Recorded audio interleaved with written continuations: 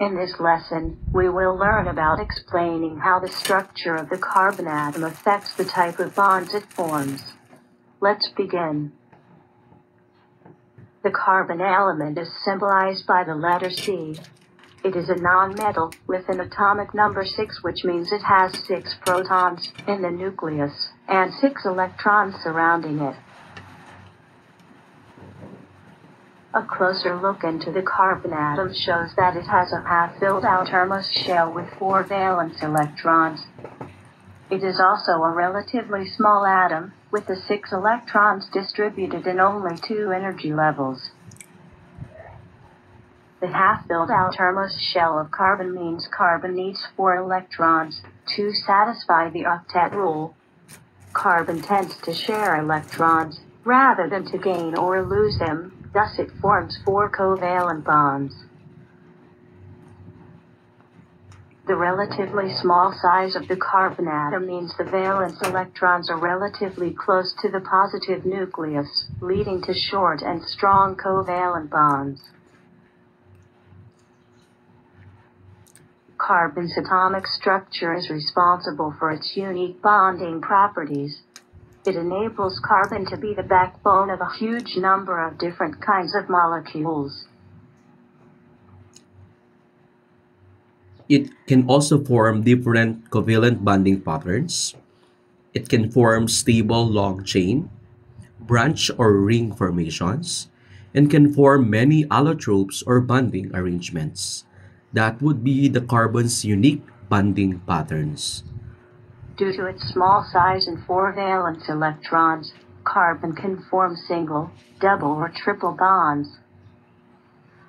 So as you can see on the 4 picture, we have the 4 single bonds on the left, we have the single bond and triple bond followed, and the third would be the 2 double bonds on opposite sides, and we have 2 single bonds and 1 double bond, based from the picture that you can see on your screen. Carbon can form stable, long chains of covalent bonds, which in turn can form covalent bonds with other carbon atoms. The pattern can repeat until a long chain molecule is formed. Because the carbon is small, it can fit nicely within these long chains. So that would be the long chains of carbon, wherein one carbon is connected with another carbon alongside with its hydrogen. That is a long chain stable carbon. Aside from fitting nicely in long chains, carbon can also form stable, branch or ring formations with other carbon atoms or other elements. So it is not only confined with a long chain, it can also create a ring form, but not totally circle, having 6 sides.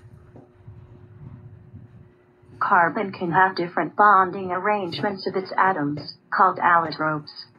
There are 4 known allotropes of carbon: diamond, graphite, amorphous carbon, and fullerene. So aside from the 3 that we've discussed, we will also add another allotropes of carbon, which is the amorphous carbon, aside from diamond, graphite, and the fullerene. A description of the arrangement of carbon atoms in the 4 different allotropes are summarized in the table. So let me read it to you. The first allotrope is the diamond. Each carbon is bonded to 4 other carbons atoms in a symmetrical tetrahedral pattern, which is a very strong bond. The property is extremely hard and transparent. For the graphite, the carbon atoms are bonded in flat hexagonal lattices and layered in sheets, which is very weak bonds. The property is very soft and black, the one that you can see on your pencil. Amorphous carbon, there is no predictable pattern of arrangement. This is also very soft and black. While the fullerene, carbon atoms are arranged in a closed globe cage-like shape, which can be found in the DNA, which is stable but not totally unreactive. This summarizes how the structure of the carbon atom affects the types of bonds it forms. So the carbon's atomic structure leads to the types of bonds that carbon forms. Carbon's unique structure is said to be half-filled outermost shell, therefore they are capable of performing covalent bonding, and they are relatively small atoms. They can have single, double, or triple bonds.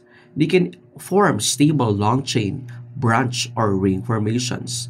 And they can also have different bonding arrangements, also known as the four known allotropes. That's summarized explaining how the structure of the carbon atom affects the types of bonds it forms. This is the end of the presentation. Thank you. I hope you learned something new with our topic about the carbon atoms.